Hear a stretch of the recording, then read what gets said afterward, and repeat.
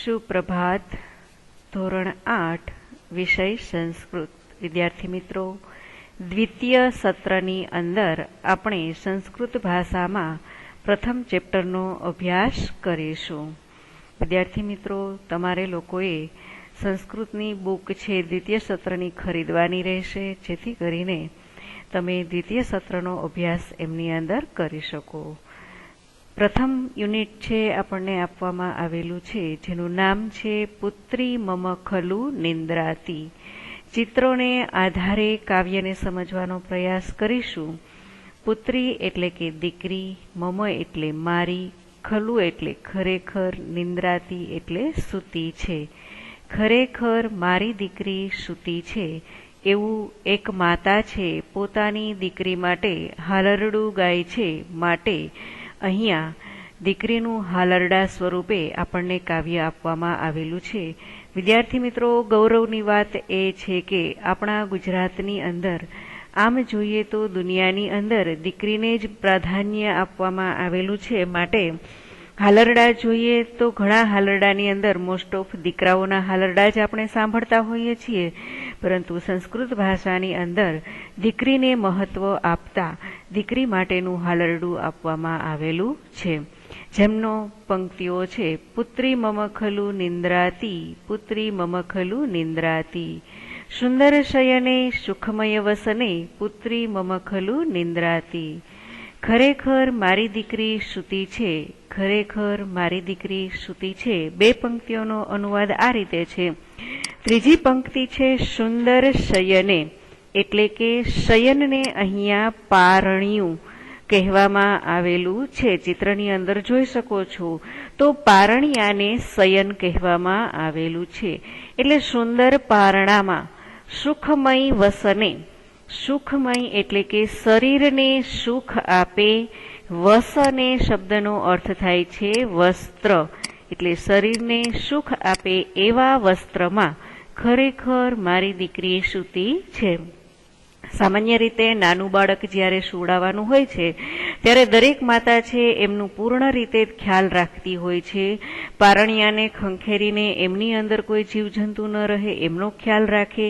બાળકે પહેરેલા કપડાં બાળકને ક્યાંય ખૂંચતા નથી ને એમનો પણ ખ્યાલ રાખે. માટે આ પંક્તિ આપવામાં આવેલી છે કે સુંદર પારણામાં અને શરીરને સુખ આપે એવા વસ્ત્રમાં.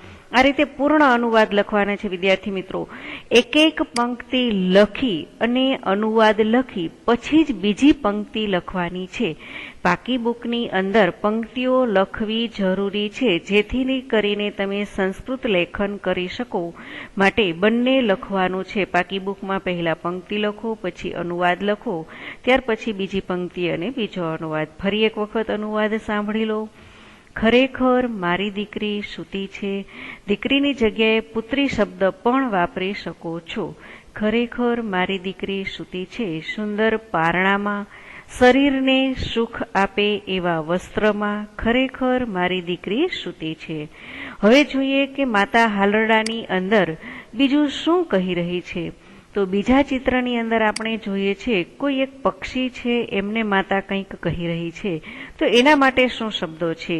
તો પંક્તિનું વાંચન કરીએ. રે રે વાયસ કર્કશ કંઠ. ખાસ કરીને વાંચનમાં ધ્યાન આપજો. કર્કશ કંઠ. મારટ મારટ કર્ણ કઠોરમ, શ્રાંતા ક્લાંતા પુનઃ અનુનુનિતા. અહીંયા તમને સંધિ આપવામાં આવેલી છે, જેની સંધિ આ રીતે થશે: પુનઃ પ્લસ અનુનિતા. આ રીતે સંધિ છે એ બનશે, જેથી કરીને તમે અનુવાદ કરો ત્યારે તમને આસાની રહે.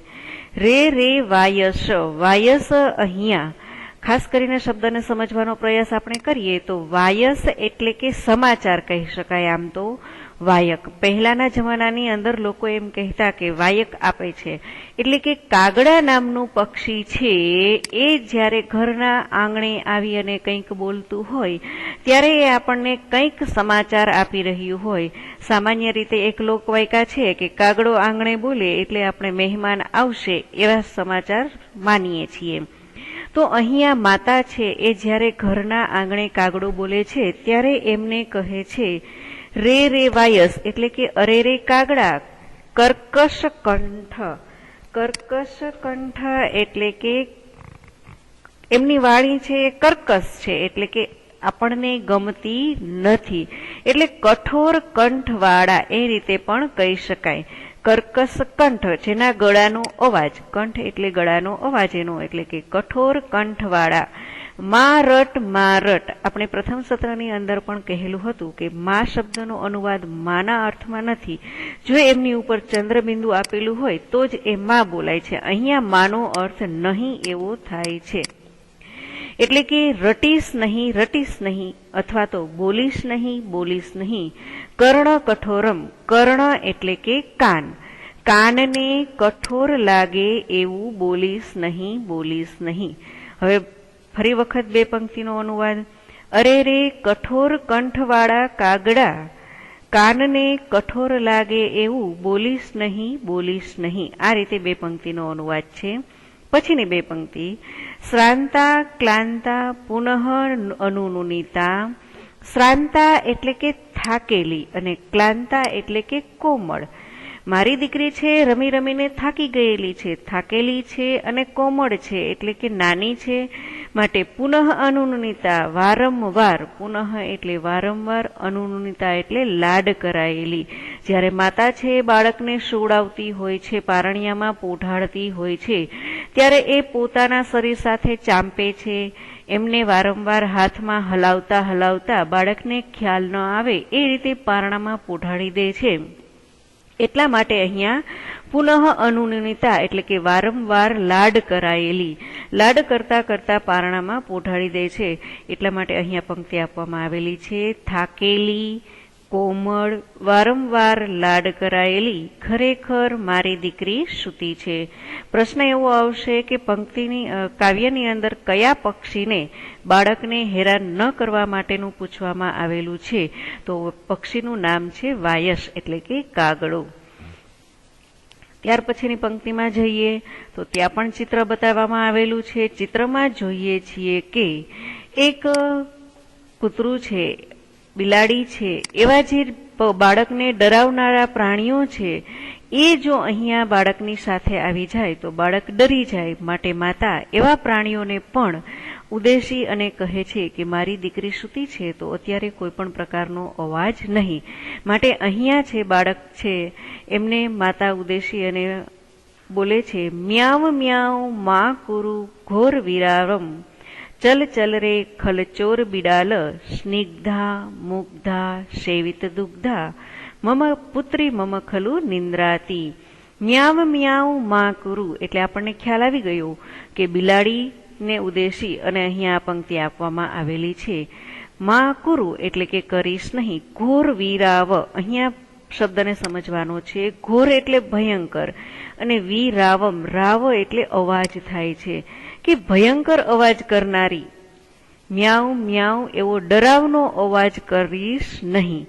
એ રીતે પણ કહી શકાય. અથવા ભયંકર શબ્દ આપણને થોડો અજુગતો લાગશે, પંક્તિની સાથે આપણે બંધ બેસતો કરી શકશું નહીં.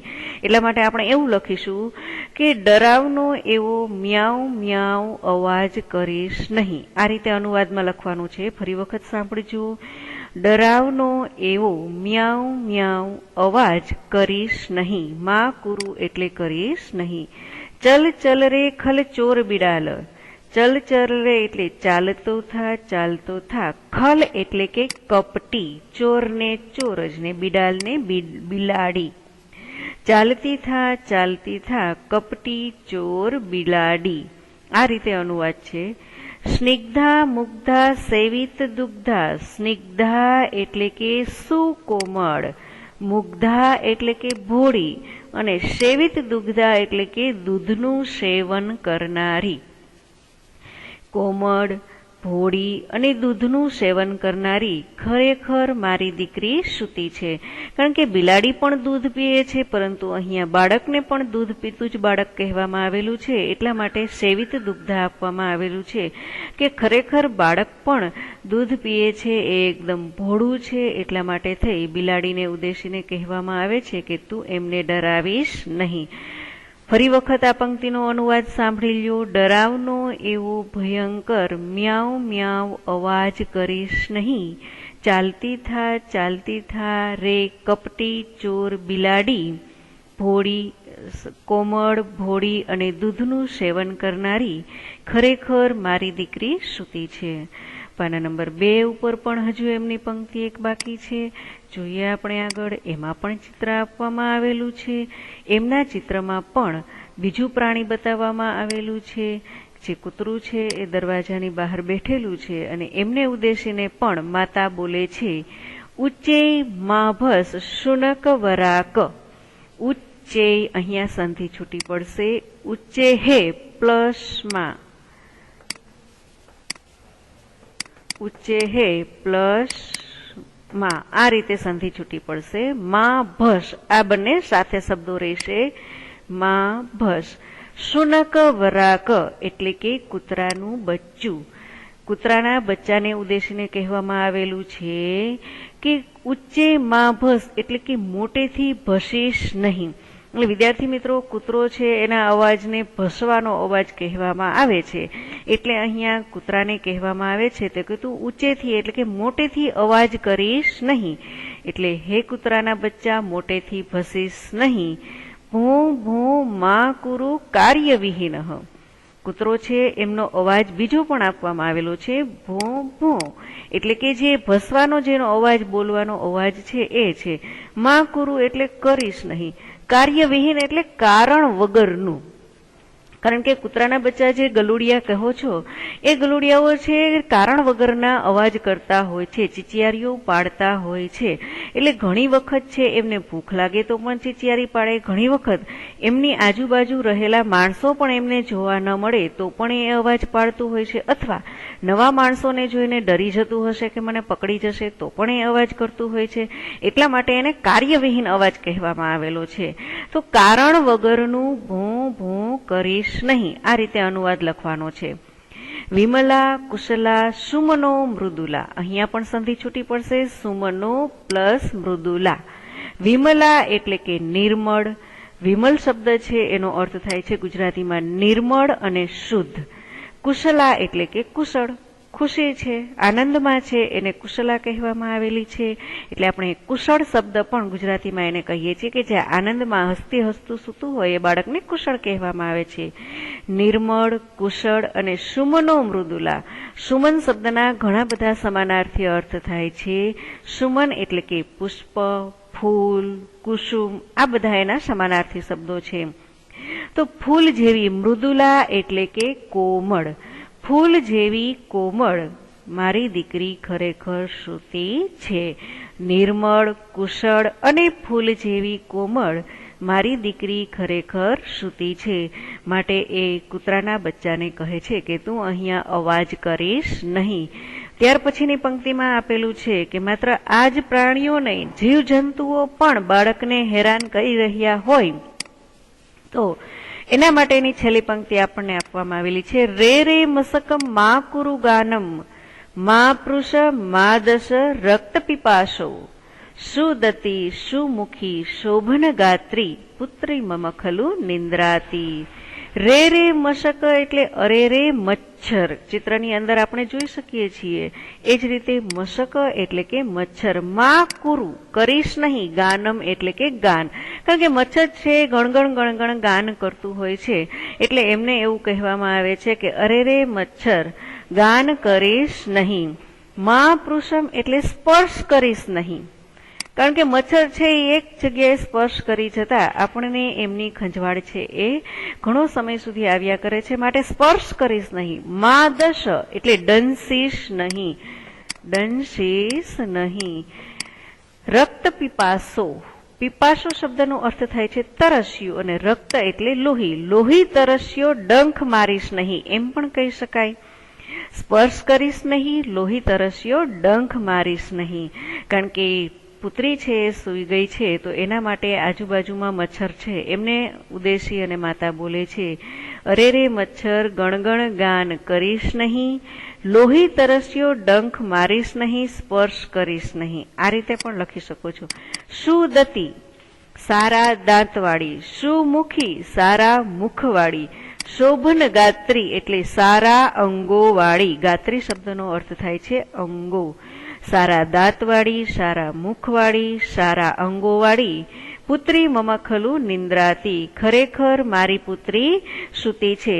સામાન્ય રીતે જોઈએ તો માતા છે બાળકને કહે છે કે તું જેમ ડંસ આપે છે ને એમ મારી દીકરીને પણ સારા દાંત છે, સારું મુખ જોઈએ ને તું તેમના મુખ પર ડંસ મારી જાય છે. અને સારા અંગોવાળી, બાળકના અંગો કોમળ હોય છે જેથી કરીને મચ્છર છે એ ઝડપથી એમનું લોહી ચૂસી શકે છે. એટલા માટે કહે છે કે મારી આવી દીકરી સૂતી છે તો એમને તું હેરાન પરેશાન કરીશ નહીં.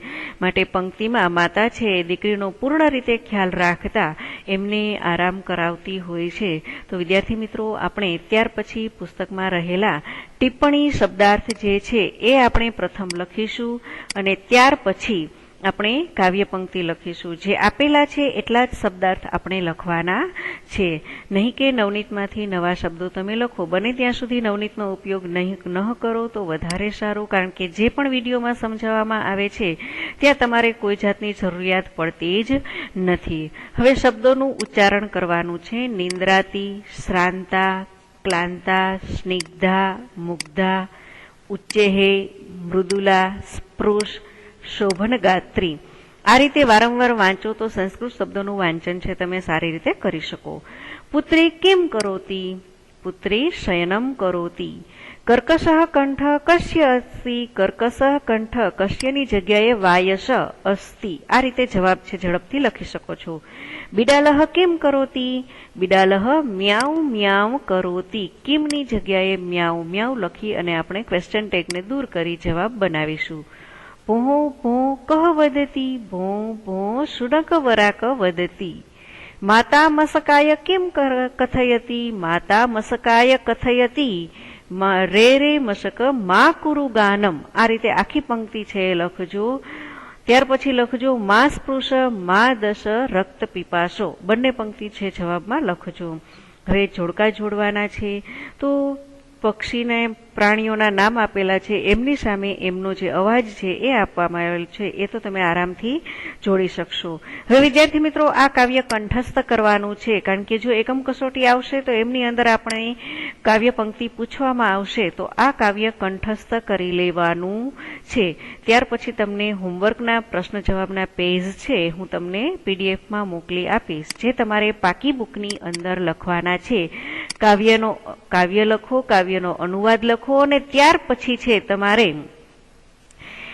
પ્રશ્ન જવાબ છે લખવાના છે. ને ત્યાર પછી તમને આવડતું કોઈ એક હાલરડું છે એ લખવાનું છે. તમને આવડતું કોઈ એક હાલરડું. અંદાજે તમે 5-7 પંક્તિની અંદર છે હાલરડું લખી શકો છો. ન હવે તો અત્યારે તો ઘરે છો એટલે માતા પાસેથી, દાદીમા પાસેથી નવા હાલરડાઓ છે સાંભળી અને એ પણ લખો છો. અને વિદ્યાર્થી મિત્રો, ચાલુ સ્કૂલે આપણે ખમ્મા વીરાને જવું વારણે એ હાલરડું પણ ઘણા બાળકોને ગાતા આવડતું અને આપણે એ હાલરડું સાંભળી અને એનો આનંદ પણ લેતા હતા. તો અત્યારે તમે જાતે હાલરડાને શોધજો અને આ પ્રમાણે એકાદ હાલરડું છે એ પાકી બુકની અંદર અવશ્ય લખજો. આભાર.